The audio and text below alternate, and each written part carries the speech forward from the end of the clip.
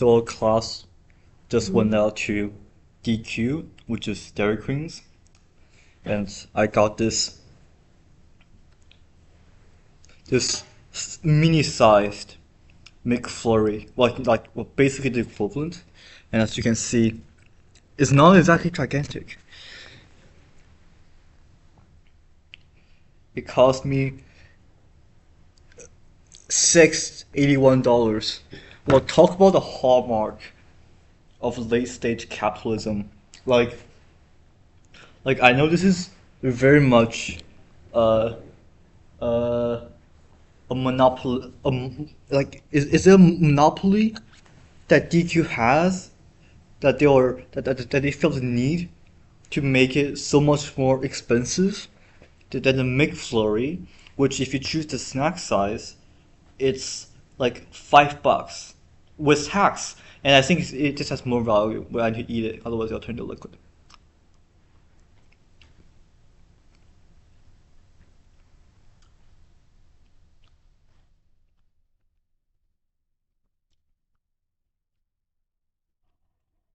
This is peppermint tea.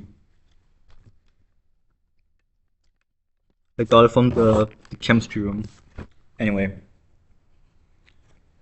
it tastes just like a McFlurry, except its monetary value is driven up by its relative scarcity, because it's not the only choice. We could have gone to McDonald's, whose cone goes for less than $2, and a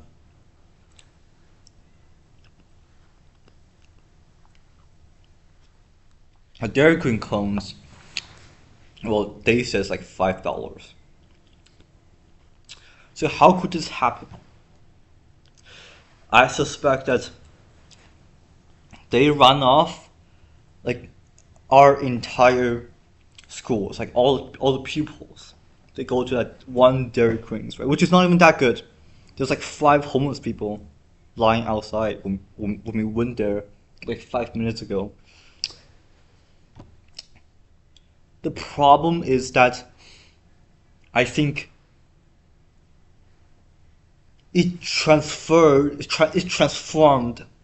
from merely a material satisfaction to a form of symbolic, even social capital. Oh my god, I got something on my hand. Jeez.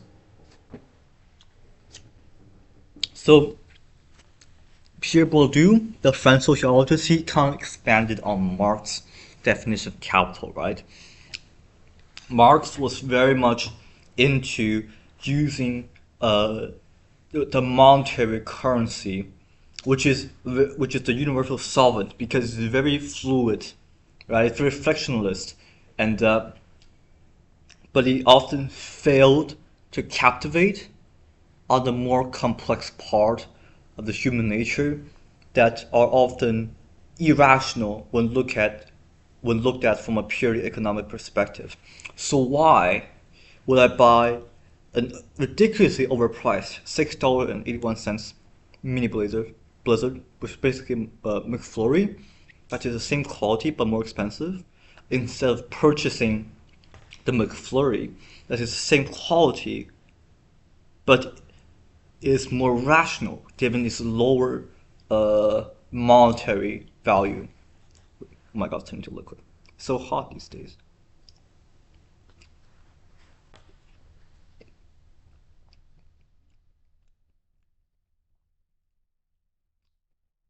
I think that DQ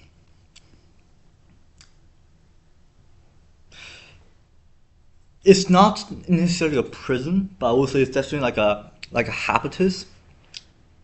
It's like this field where institutions operate on. So when we, the class, went to the Dairy Queen, the class is like its own institution, I believe. We have our shared symbolic capital, like the things that we do the clothes that we wear, you know, the knowledge that we bear that gives us common ground. You know, it's like social adhesive, symbolic currency. I don't think it's necessarily a social factor that like nobody cares like what you're going to get, but it's kind of like the Panopticon. Probably pronounce it wrong. Anyways, it's kind of like this concept where uh, I feel like I'm being watched. It's like everything I do is a performance, uh, constantly shaped by social observation. And this is the interaction between me as the agent, so I have my own agency, my influence, and other agents, so other people around me, and their agency. And these different agencies, they're constantly interacting with each other. And I kind of needed to get the more expensive but fundamentally irrational action. Like I did do it. I did do this irrational thing. Just buying this ridiculously overpriced ice cream that's now melting to a mush.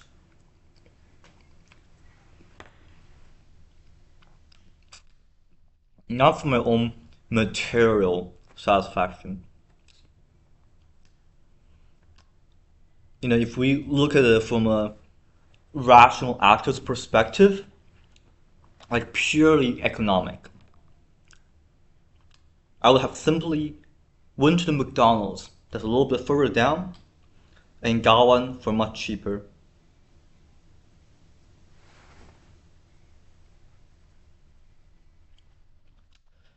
But I'm a restricted but institution which I'm a part of, uh, and I need to partake in this action and to have the symbolic capital. Uh, it's like self-regulation, if you will.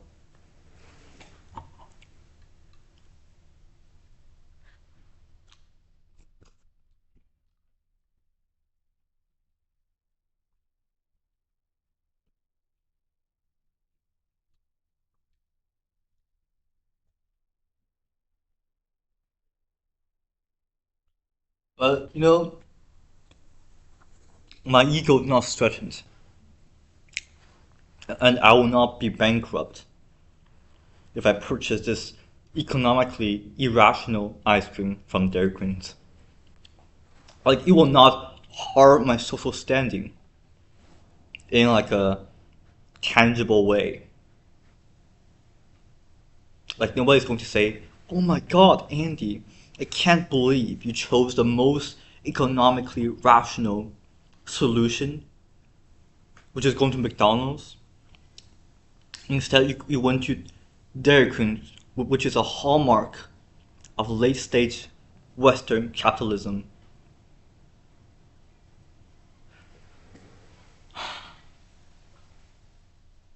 So why would I? So what makes it irrational that I'm buying this overpriced ice cream from Dairy Queens? Oh my God, it's actually melting.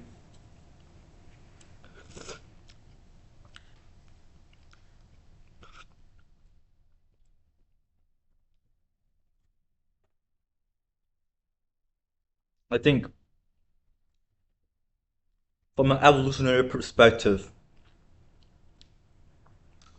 we are social animals, and I need to fit in.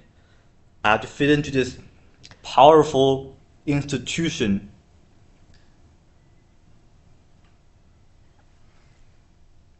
Why would I need to fit in this institution? Why I think it's wait why? I should have done like a script, but if I written a script and I check to make sure everything I say is logical, the ice cream would have melt. In fact, even like without a script, it's still melting. Like I'm basically just rushing myself. Oh, here. But I guess what I'm trying to say is that we do things that are economically irrational, like buying this ridiculously overpriced Dairy Cream ice cream, Blizzard. That's not a little liquidy. But is it irrational? Because Marx, he was very, I don't know, just to get fixated. He kind of look at uh money like not in some abstract form of social tokens, but as this concrete scapegoat, uh like the singular value that drives social change. But if you look at it from Bourdieu's perspective, but also just in general, there's so many categories of agencies that just not best that's just best described by categorizing them in different levels of abstraction. Like if I gave a person $100, that's instantly categorizable. Like that person just itched it in their head, in their hippocampus. Oh my god, it's gonna give me 100. One $100. Right? And when I say you owe me $100, they're like, fuck you, dude. I don't owe you $100. Maybe I owned you back when my memory first registered it, but I no longer feel the need to subsidize that emotion. Like it's gone. It's like the emotional depth that was registered previously in my mind is now completely gone, like biochemist, like gone, like chemically dissolved. So money, like lending money with your friends, with your family members, never goes well because it's too easy to see if what it is. If I make somebody a great meal, like making them uh lasagna, and I take it out of the oven, which is a really nice oven, and I say you can have the corner piece of the lasagna, which is the best piece of the lasagna because at the corner you have more structural integrity, and the cheese sizzles out and it's perfect. Like it's perfect. So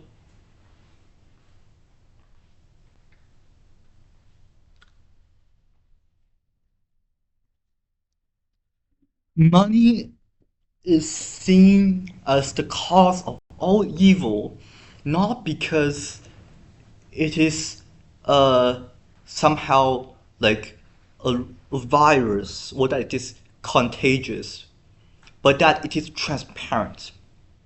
We see our own circumstances for exactly what it is with money. If she had $10,000, I see exactly what type of person she is. She is a person with a hundred of 100s. 10K. Fuck. And if I look this person with $500, that's like his entire net worth. I would go, oh, dude, you can't be spending any more money on gacha games. You gotta stop pulling for waifus because you're broke. And this social friction that's driven by transparency. That's the irony of it, because in many habitus, in many social fields, like in business, right? That's the best context. Money reduces friction. Does it? Yes, it does. right? If I go purchase, well, I purchase this expensive ass ice cream from DQ, it is so much more fictionless when I say I offer this abstract, uh, politically sanctioned token that has clear numerical value versus me talking to the clerk. I said, I am going to do a huge favor for your mother-in-law in exchange for this overpriced. Oh shit! Fuck.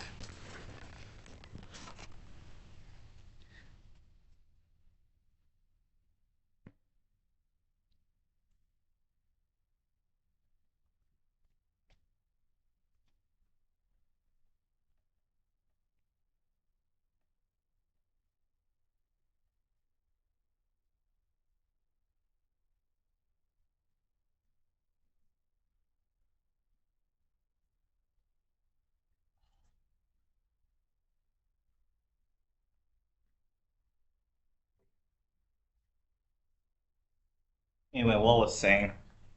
So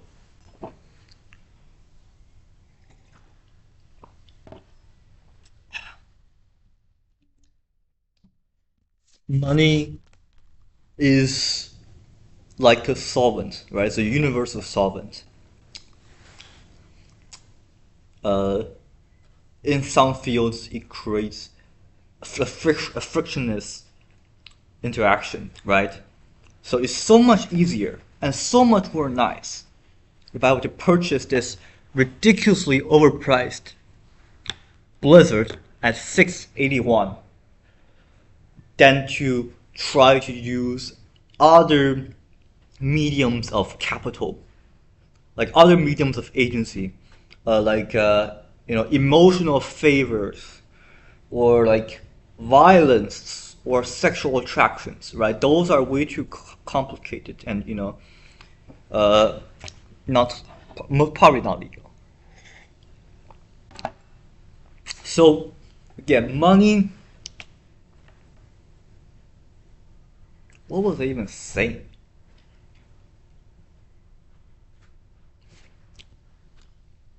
Now, I always thought that Pierre Bourdieu should have expanded his concept of capital. I feel like he kind of tried to have it like ideally like a wholly trendy. You have economic capital, you have symbolic capital, you have social capital. But I feel like it's too complicated.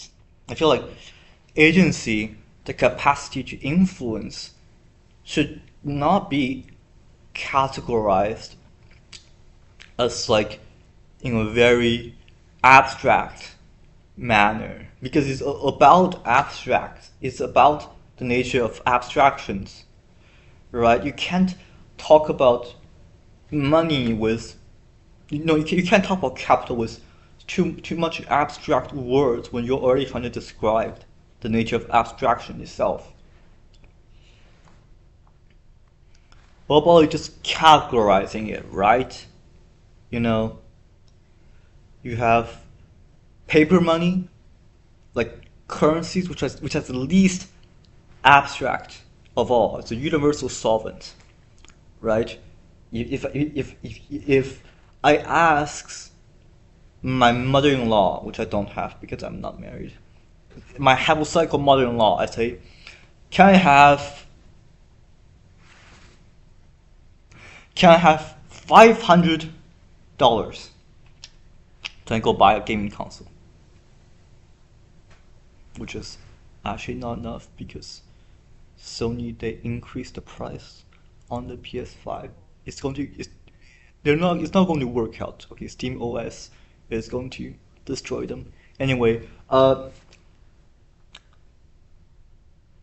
money in this context actually creates friction, even which on its surface seems self contradictory because how come money uh, a, a, a low level abstraction creates so much friction when its entire purpose is to reduce friction. Because money is so abstract Sorry, I'm doing my commentary videos. Oh, have fun. Yeah, thank you. Bye. So, what was I even talking about? So when you have money, it reduces abstraction by inducing transparency. In fact, it's so transparent it has a numerical value, right? Uh, your brain registered that knowledge with clear numerical references, which is very hard to do with other forms of capital, like sexual appeal, political power, uh, religion, blah blah blah. And the problem is that in that social context, being too transparent fails to protect your true intention. So I'm soliciting power from my hypothetical mother-in-law. What is that power? The power to procure the medium of material satisfaction. So when you deconstruct this, right? But when you do but like in the social context, we need to do the opposite of deconstruction. We need to construct it. We need to make it so opaque and untransparent that it reduces the friction because they can't tell your true motive. So I'm going to construct this opaque cover, and I'll say I'm going to provide you with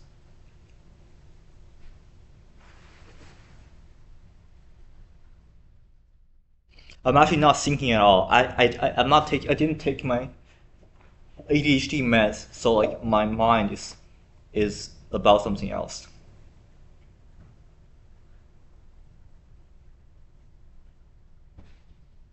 You know, the problem with gaming consoles is that it has fundamentally changed in its structural foundations. What does that mean? So the separation line between the old consoles and the new consoles is the PS3, right? Why is that? Because the PS3 used some their own proprietary architecture called Cell processor, which made it a really pain in the ass to optimize games. But at the time, it could do something that traditional processors, like for PCs, cannot do. And fast forward to the eighth generation, where you have the PS4 and the Xbox One, they become PC in a box. They switched from proprietary architectures to x86 architectures. So back in all the way back to the 90s, you have gaming consoles were specialized because PCs were too far out of range for the average consumer, right? So the gaming consoles, you had proprietary hardware, your own console, your own design, your own electronics, and proprietary software. So you have your own operating system, and you have exclusive games that you can't get on other platforms, and it's also easier to optimize for only one system. And back then, these were the architectural separations that gave them real separation between fuck are you doing? Are you filming something? What are they talking about? Jesus. So we see this transition in the console timeline where when you have the N64, you have the PS, which are architecturally, structurally different than PCs. And then you have the 8th gens, the PS4, the Xbox Ones, which uses PC hardware. Right? It uses the AMD APU. It's x86. It's a lot easier to do like non-exclusives that are available from PC and on console. And the agent is very important because when you look at late stage agent, so like The Last of Us Part 2, Red Dead Redemption 2, right? When you have AAA games with massive development costs, like in the hundreds of millions, it became no longer economically rational. Yes, we're going back to economics, to stick to exclusive, this exclusive ecosystem. That is not even exclusive. You know, when you look at the consoles that came afterward, they're using PC hardware to play PC games, except they can't do anything else, right? Except Nintendo, which still have some great exclusive titles like Zelda, Mario Kart, blah blah blah. But the basic idea is that the institution of console manufacturers are losing agency. They're losing agency. Where does the agency go? It's not vaporized, right? Because we live in a society with too many power structures, right? They're like deeply intertwined. When one power structure loses power, it's not gone. It's not like God didn't come down here and say, okay, this power is now permanently gone from the cosmic universe. No, it's merely spread on the field, waiting for another agent to suck it up. And that agent is the x86/ARM, the PC/mobile gaming world. Excuse me. Let me.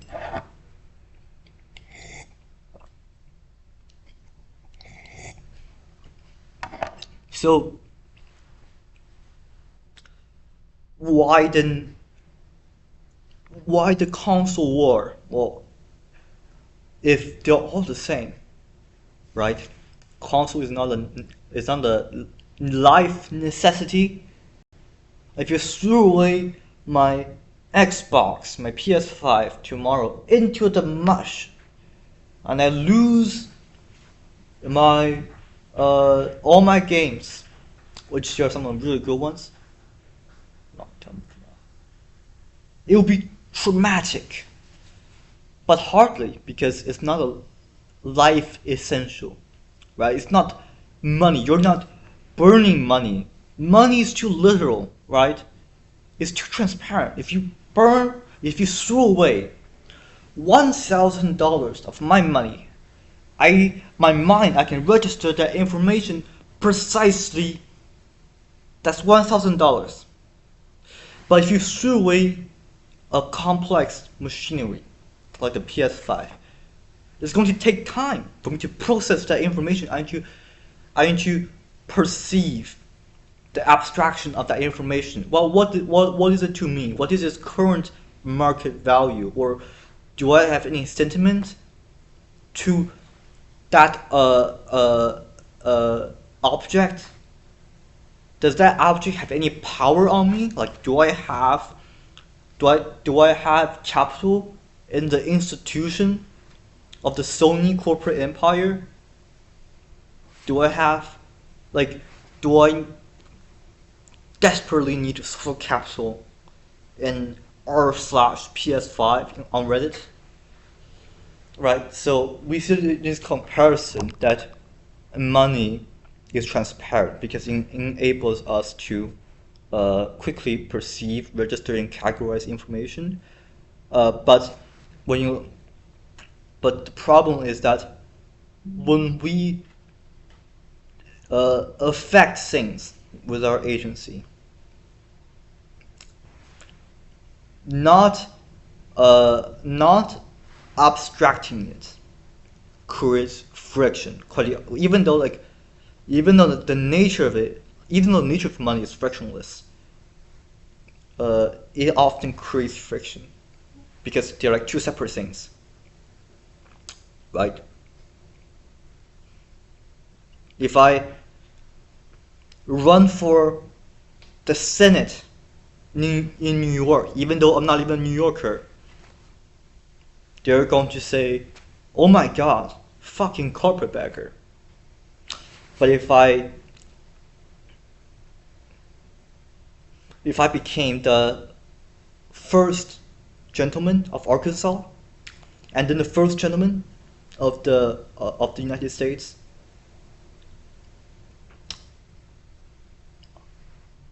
Hillary Clinton had a very weird career. It's a legendary transition, right?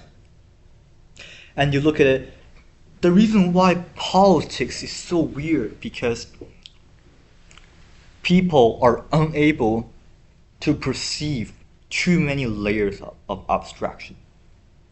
Like if we get very literal, say the UK is giving up sovereignty over Hong Kong because we no longer have the military power to project our presence in Southeast Asia against other power players. That's so lame. You're going to lose so many aura, right? Even though that's a fact. So guns, violence and money, they're so literal, they're so transparent. You need to give it abstraction. If like the UK gave up its sovereignty over Hong Kong because they respect the treaty, which we all know is total bullshit, right? It's not true at all. And when China implemented the national security law, the UK was like, "Oh no, you violated the treaty." But why is there so much friction with Hong Kong? Because Hong Kong is in a contradictory position where its de facto angles are so much different than its de jure or slash social optics, right? When you look at the geography of Hong Kong, Britain technically had rights to parts of Hong Kong Island, and their lease was for new territories. If I remember correctly, I could be wrong. But after Deng Xiaoping took over the military, and he told Margaret Thatcher, if you don't give up the de jure right for Hong Kong, I'm going to take it de facto, which is Hong Kong Island imports most of their material substances from the new territories, from the mainland China, and they can just cut it off and you'll be military defenseless. So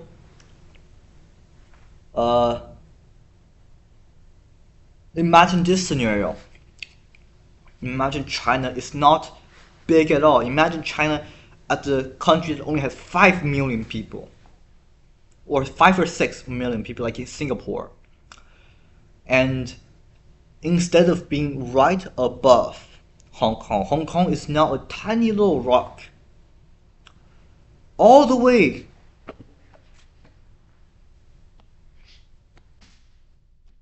over here.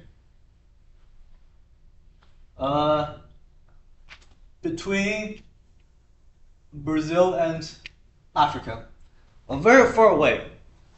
So the Chinese Navy cannot attack or defend Hong Kong, which is now under British military control. And so this hypothetical China with a very small military, from a logical perspective, it is virtually impossible for United Kingdom to ratify the handover agreement.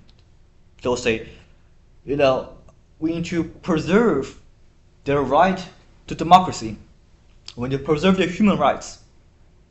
But That's the abstraction part, right? The democracy, the human rights, all the propaganda. That's the abstract part for public. But now the frictionless point, the true motive, is control over territory, and the inability of our new hypothetical state to defend it or attack it via the navy. So you have a lot of movement in Hong Kong, right? You have the Occupy Central, that was the earliest 2010s, if I remember correct, like middle 2010s. But generally, 2010 to 2020 was not a peaceful time for Hong Kong because because the public had a twisted sense of perception. They could not separate the abstraction that was installed by British and Chinese institutions. They cannot see the de facto relationships between the interactions of the agencies that are involved, right? No.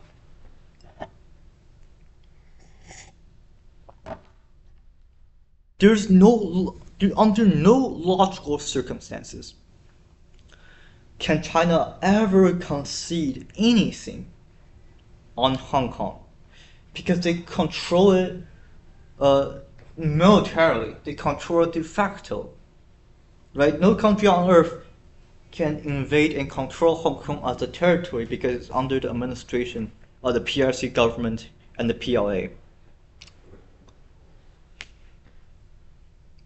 But so that's the fundamental layer. That's a pillar of Hong Kong, right? Which is controlled by the Chinese state, by the Chinese state's civilian government, also the Chinese military. That's the pillar.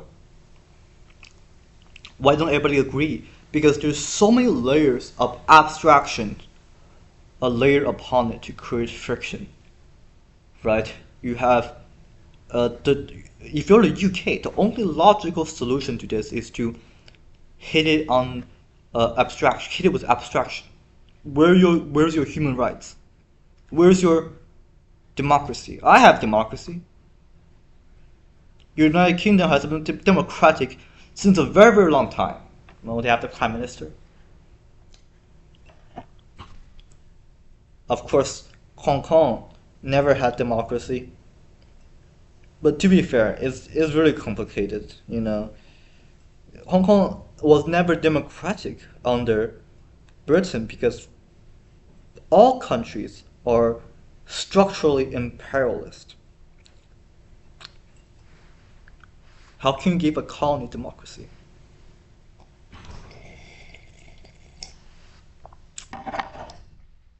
What was I thinking?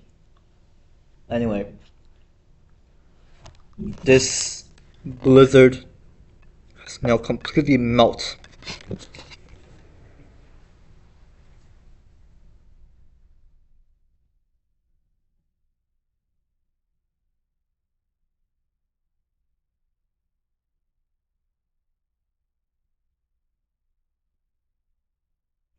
What was I talking about?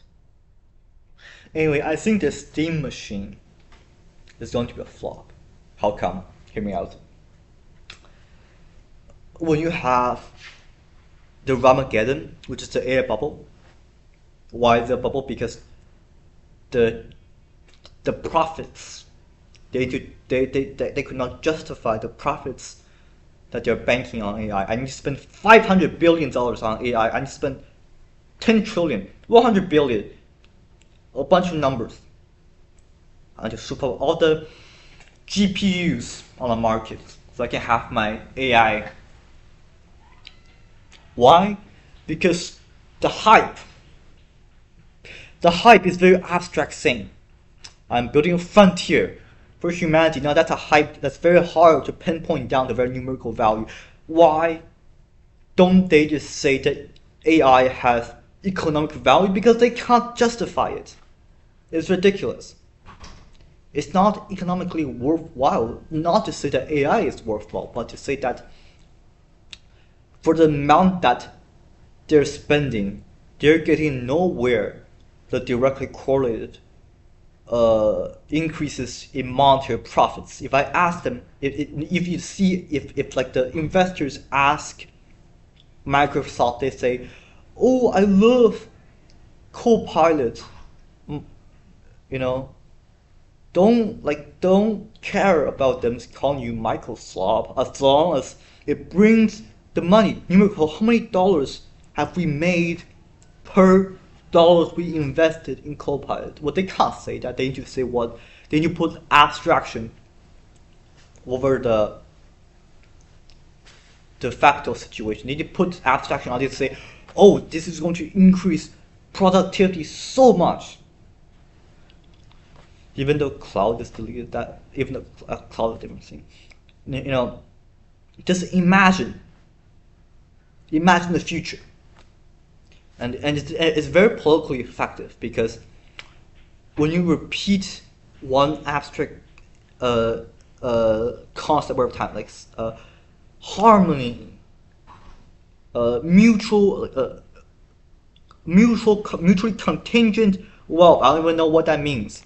But when you talk about a concept that's so vague, the public they aren't going to question. Okay, how much numerical value am I extracting from this agentic transaction? This is a collide of agency between the individual actor and the violence, the monopoly on violence of the state.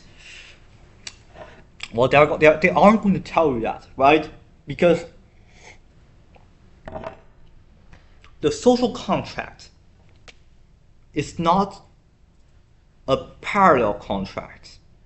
It's not a contract between a man and a woman to be wed for wife and husband. Because when a regular man asks a regular woman, he said, "Will you marry me?" She said, "Oh my God, yes." They are practically equal in the social contract, right?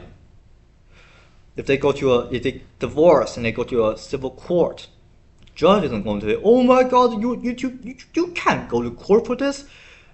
You guys are in imbalanced relationship." No, they won't say that because they are balanced.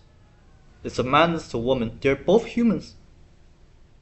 In most circumstances, the outcomes are pretty equal. But the social contract between the citizen and the state are different. I'll explain. Because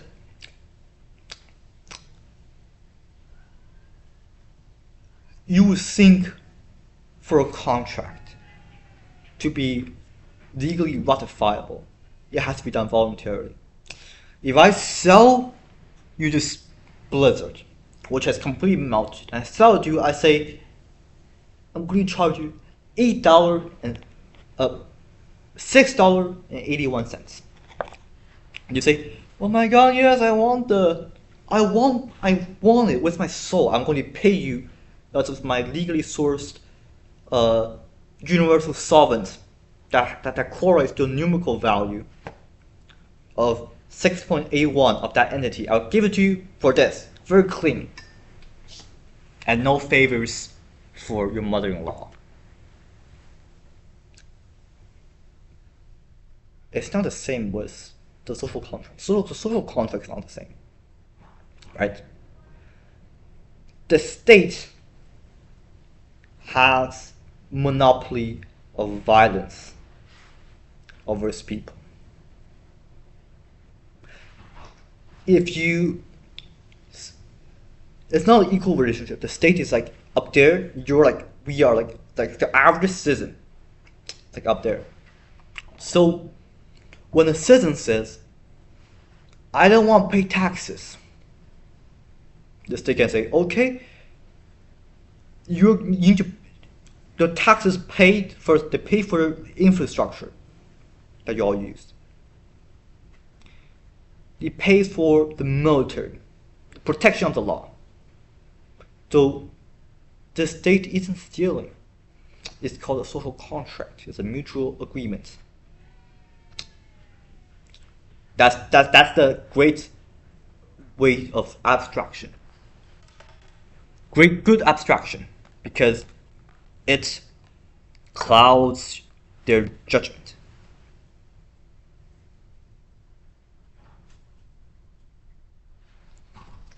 You will think that it's voluntary. We pay taxes voluntarily. Okay, if I say I'm going to sell you this Blizzard, which is already melted, for $8 and $6.81, and you say, no, I don't want that. It sounds like a bad deal. Well, guess what? I'm going to either fine you for not complying, or I'm throwing you in jail, detention, held against your will. In almost every jurisdiction, when a private citizen does it, is just breaking the law. Why? Because we are like this. The state's like this, right? They look down, master-slave relationship. Oh, you can't do this. If you extort him, how am I supposed to extract my worth? How am I supposed to maintain the monopoly of violence? Only the state is entitled to violence. Okay? Only the state can kill people. Only the state can extort people. If you do it, that's what it is. Okay? So you have every single right to refuse this unfair transaction, only if it's not from the state. If it's from the state, you must do it. You must pay. Because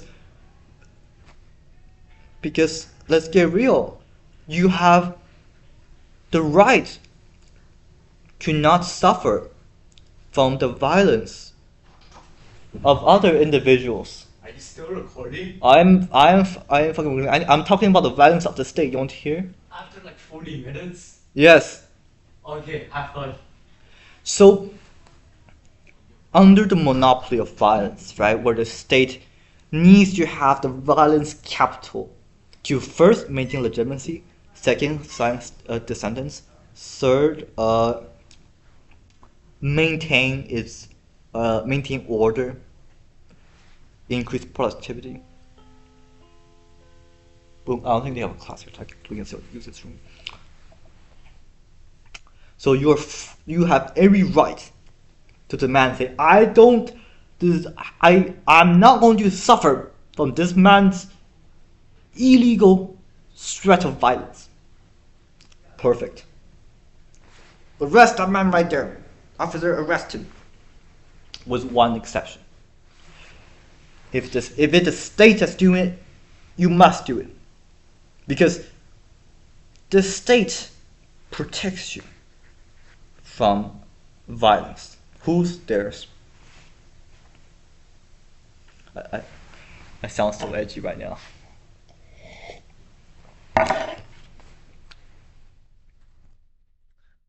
You know, what's the problem with this? The problem with this is that it's not practical from an administrative perspective, because even though I'm pointing it out, I'm not remotely an anarchist. Quite opposite. If the political spectrum, I'm like up there. Quite authoritarian.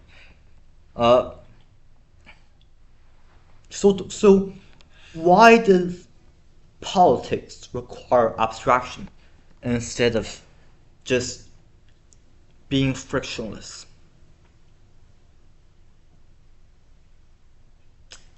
Because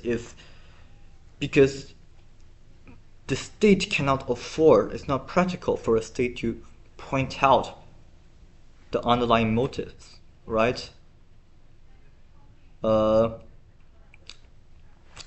Britain can't say, oh, we gave up Hong Kong because our military is now fucking underfunded. Why would they say that? And again, China can't say, "Oh, we are implementing these new laws because we fucking can." Even, I control this territory. I'm going to do whatever the fuck I want. Yes, but it's not practical for long term because a population, even though they're subjugated, it's best to be led to believe that they still have some illusion of freedom. Even in the UK, you look at the Labour Party, you look at the Conservative Party, it seems that Keir Starmer, Rishi Sunak, why do they look so similar? Why aren't there huge deviations in their political styles, even though they're talking shit about each other all the time? Because they're fundamentally dealing with the same issue. That is the UK economy, which, by the way, is diabolical. The welfare system is fundamentally unsustainable, whether it's in Western Europe, whether it's in Northern Europe, whether it's in Asia, whether it's in North America. You can't sustain a welfare state, at least with the current birth rate. What's the idea of the welfare state? Oh, I'm going to take this huge chunk of money. I'm going to give it to all the people, to all old people. And I'm going to say, you know what? When we eventually have kids, they, them, and their kids are going to pay for us. Pretty fucking good deal, right? Thank you. Imagine this. Because vast majorities of pension systems are not transparent. It's not you earn what you earn, you keep what you keep. Nope, it's very complicated. We need to come together. No, yes, it's me. Well, of course, why would I say no? Please. What are you doing, Andy? I'm filming my vlog. You're filming your vlog. Could we be featured? Of course. Hello. Hi, vlog. I'm currently talking about the violence of the state and how we need how from an administrative perspectives, you need layers of abstraction because the economic principles, like the economic foundations of the modern welfare state is mathematically unsustainable. Totally understand. Because Yeah. So true. I completely agree. But welfare is good for the people, is it not? yeah, so the welfare system was born in the late 20th century. So after World War II, you have a mass amount of people that's entering retirement, and they don't have enough money to retire. And what government do is, okay, we're going to create this huge pile of money that's not actually theirs. They didn't make that. They say, oh, when we eventually have our hypothetical children, And I'm gonna be real with you. We don't understand what you're saying. okay, so essentially they are, oh, she's running away. We gotta go. Bye. Sorry, your French really gets mad. Yeah. He jokes about it. You guys don't want to hear why the French social welfare system is unsustainable? We don't understand. Anyway. So the problem with the welfare system is that it's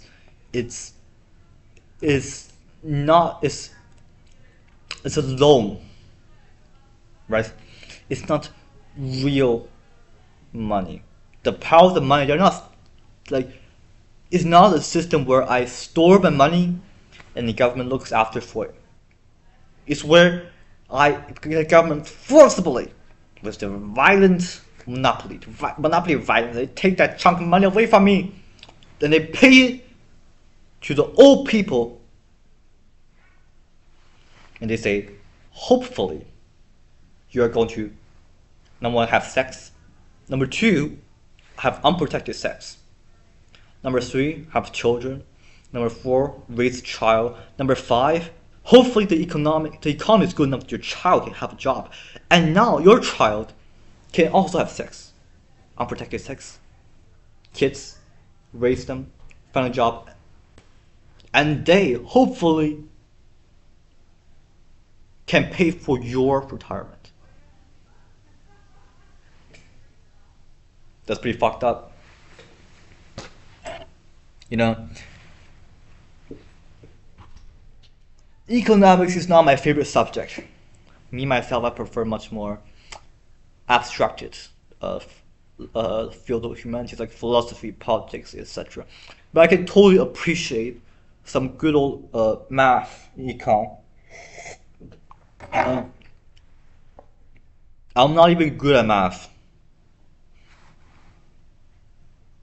But even I, and probably you can tell, if you loan more and more money with less and less people able to pay it, it's not going to be a sustainable model when the bill gets bigger and your wallet gets thinner.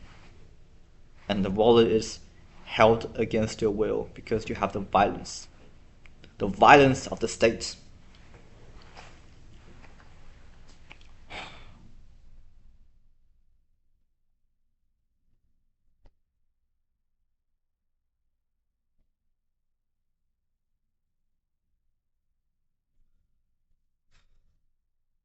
So what is the solution? After all, medically speaking, people are living older and older. So the bill gets bigger and bigger. But your ability, the state's ability to pay, is lower than ever. What's the number one solution? Raise the retirement age, of course. Dummy. So that's what the French government did. They were like, okay, how about this? We're going to raise the retirement age. Not because I hate you, albeit they can if they want to. Because if we don't raise the retirement age, we literally are going to run out of money to pay. What they do? Protest. We don't have enough money in the bank. Guess what? I'm going to burn some strangers' motherfucking cars. Trash on the streets. Fight the police. Cause social unrest.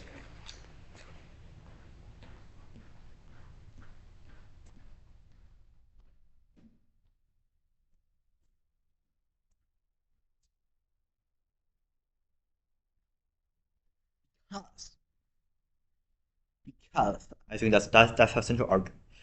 If we protest hard enough, if we democratize hard enough, if we socialize hard enough, if we unionize hard enough, eventually the field of mathematics is going to change, right? It's going like quantum foam bubbles, quantum gravity, Einstein field equation, boom, some random black magic, pop, new money out of thin air. And you might ask, wouldn't that cause inflation? It would. But then again, that's one of the problems of democracy, is that how can you trust people who can't run a country to run a country? France don't have a choice.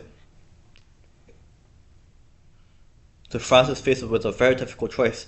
Their tax rate is through the roof. Really, like not even joking. So fucking hard. And a large amount of budget deficits, which is money that is in the excess of their taxation. Some I'm borrowing money, I'm spending money I don't have, is so high that a significant chunk of their budget is dedicated to paying the interest on the loans that they're taking to pay for the things that they can't afford. Now, to be fair, if you're old people in France, you should totally go protest. Like, fuck the young people. Like, if I was old, fuck them. And I want my fucking cruise trips. You know, fucking free money. I don't know what this economic thing is. All I know is whatever the government does, if it does not benefit me, then it must be bad. If I protest, if there's any protest, it is against the state. It must be good. If you side with the government, oh my god, you're the embodiment of Satan himself. If you protest, if you rebel against the state, you have so much aura. Oh my god, you're Mother Teresa herself, who's not even that good of a person. Kind of asshole. But we won't get to that. So France is in this problem where it's very democratic. Like I don't question for a second that France is not democratic. I think it's very democratic. And the democracy is running off of people who don't know basic economics, because money is not abstract. Money is a universal solvent. If the old people said, I want $2,000 of euros, that's coming out of your pockets, the young people are going to say, well, fuck you too. That's my fucking money. But that's not practical because the left in France is very fractured. They can't evaluate the numbers, because if they look at the numbers and they look at the economic facts, it would be great if they could read, right? So they need to add layers of abstractions on it. Oh, the government is so evil. The government wants to kill all the pregnant women and their babies. Don't even think about it. Just protest. Like, go burn some cars, dude. I can totally relate to that, because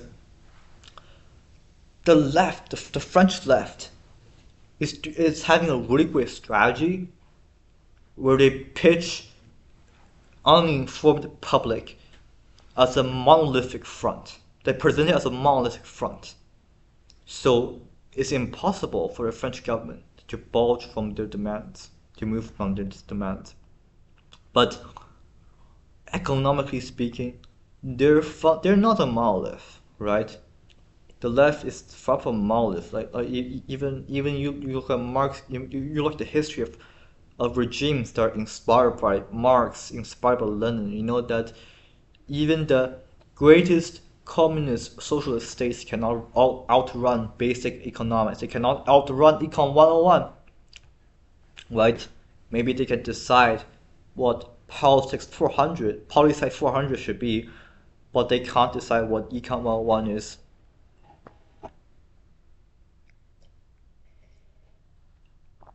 Because money is not abstract enough. They need abstraction.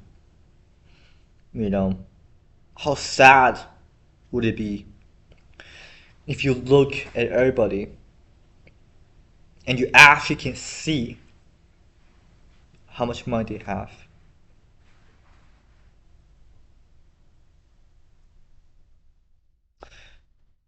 If I look at neurodivergent child, and I myself is also neurodivergent, and look at this like a severely neurodivergent child, and there's a Nobel prize tag says it's going to cost not the state but the public taxpayers 3 to 4 million US dollars per year, and he's going to live to what, 60, 70? A lot of money. A lot of money. You can't say that. Boo. Emotivism, expressivism, whatever it is. Right? I don't care what the situation is. This is my emotion, my heart that I'm feeling at this moment. I don't like this. Ooh. Boo.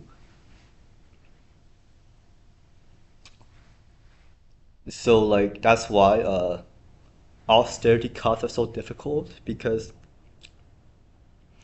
in a perfect world with no economics and no math, fuck math, right?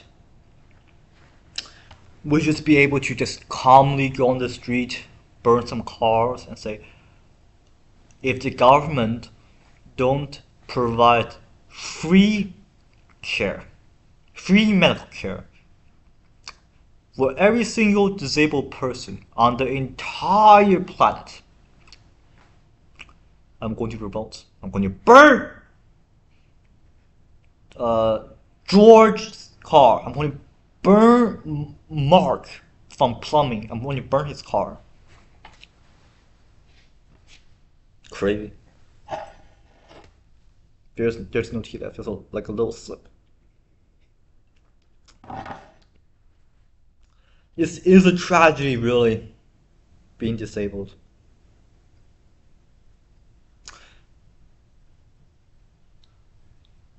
I think the hard part about talking about disability is talking about the economics of it, because it's so cold-blooded. Because when you're making policy that's going to affect so many people, it has to be cold-blooded. You know, it's like, should we spend $50 million for you, or should I perform like 500 heart surgeries for free?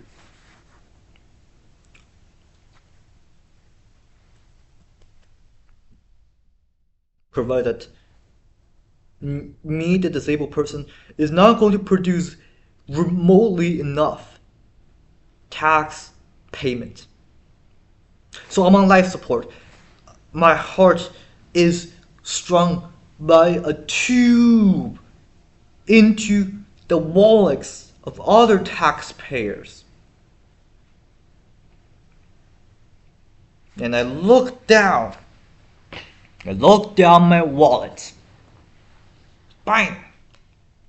Shit! They're taking my money and they're not going to give it back.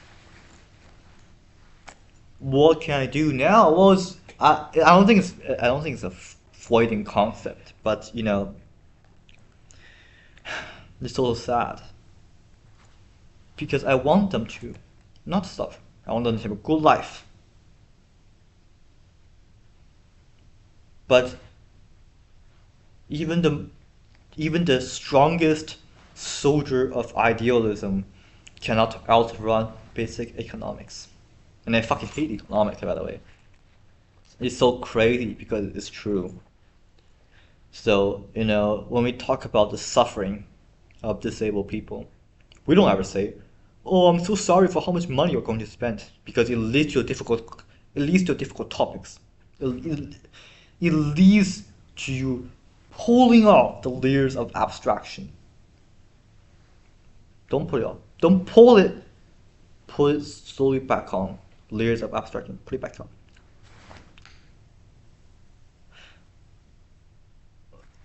So we outsource that experience to their caregivers. Do suffering exist? Of course. Is there anything we can do without harming ourselves? Not too much. I mean, tax laws are never popular. Rarely ever, really. So it leads to this difficult talk point in public administration, which is you have the people that wants the ideal. I want good deals on gaming consoles. I want a great social contract that respects my abstracted rights. I want the state to provide everything. I want the welfare system. What the word villagers go. Like I want the welfare system that's actually sustainable. And I want all the welfare system in the entire world to be so good. With all that, without looking at the math. I don't like math, I hate math. Math is overrated. It's like asking, I want a fairy to take me to the gods.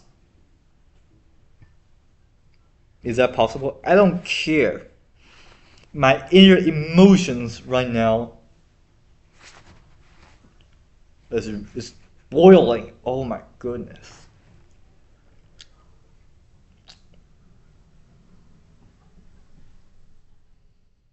So life is inherently about suffering. We fight to not suffer. Not to say that suffering is bad, but it is also part of the human existence.